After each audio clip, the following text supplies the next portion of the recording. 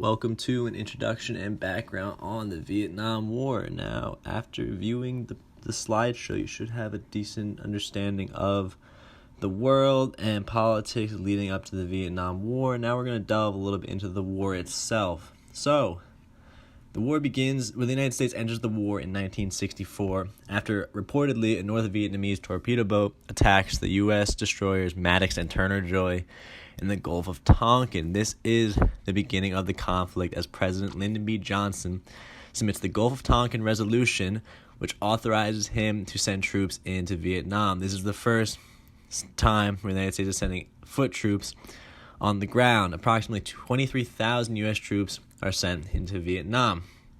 Now, brutal fighting ensues over the next few years, especially in terms of guerrilla warfare. The North Vietnamese, who were the Viet Cong, were the ones who would blend in with civilians, use underground tunnels, spike traps, and other vicious methods of fighting to fight the United States. Additionally, the United States was not taking territory, but rather just trying to take out the endless number of Viet Cong, it seemed.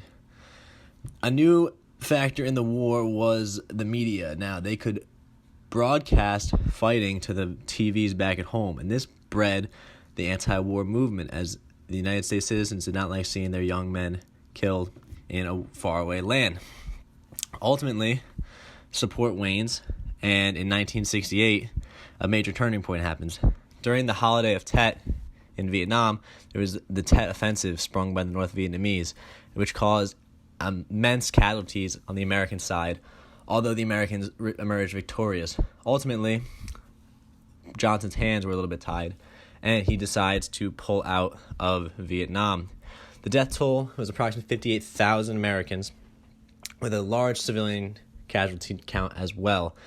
Soon after, the North Vietnamese took the South Vietnamese capital of Saigon, and it seemed like communism had taken over the area. As a result, the United States now had no influence in Southeast Asia, and communism could run rampant. This was an embarrassment for the United States, as they had yet to be bested, and were bested by a bunch of farmers who were in support of communism.